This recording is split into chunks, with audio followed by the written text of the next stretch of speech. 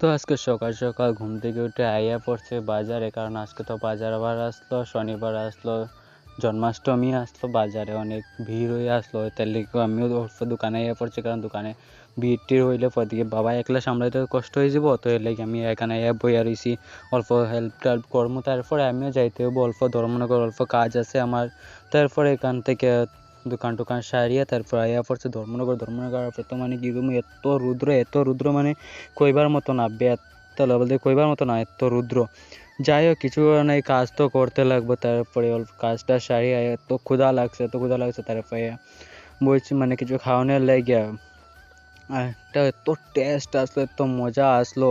তারপরে খাইয়া টিয়া বাইরিয়া পড়ছি, তারপরে গাড়ি আইয়া পড়ছি বাড়ির সামনে এত দিকে মানে বিকাল হয়ে গেছে। তারপরে রুদ্র আর কমতেছে না। তারপরে কি করবো, এত গরম লাগে। তারপরে একটা ঠান্ডা নিচ্ছি, নিম্বু পানি নিয়ে এটা খাইয়া যে আমার এটা একদম গরম আসলো, এটা ঠান্ডাও না। তো যাই হোক, কিছু করে নাই, তৃষ্ণাটা মিটাইতে হইলে এটাই খাইতে হইব। জল তো পাইছি না, ঠান্ডা জল পাইছি না, মনে করছি ঠান্ডা এটা খাইলে এটা গল্প ঠান্ডা থাকবে, এটা থেকে আরও গরম। যাই হোক, তারপরে সন্ধ্যা হওয়ার পরে আমরা একটা বই নাইছে, তো তাই কর চল আজকে লোকনাথ মন্দিরে যাইবো। আমরা এখানে লোকনাথ মন্দির আছে, তারপরে মন্দিরে আইসি, ধূপকাঠি মোমবাতি নিয়ে আইয়া তারপরে এখানে ধূপকাঠি মোমবাতি জ্বালিয়ে দিছি। আজকে সবাই দিছে, কারণ আজকে তো জন্মাষ্টমী আসলো। সবাই সন্ধ্যার সময় ধূপকাঠি মোমবাতি সবাই জ্বালিয়ে দিছে।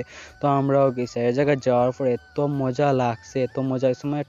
যাই হোক, ঠাকুরের স্থানে যাওয়ার পরে না মনটা একদম ফ্রেশ হয়ে যায়। মনের মধ্যে কোনো একদম মানে কী বলবো, কোনো একদম ভুল ধারণা, খারাপ ধারণা কিছু থাকে না। মনটা একদম পুরো একদম ফ্রেশ হয়ে যায়। এত মজা লাগছে।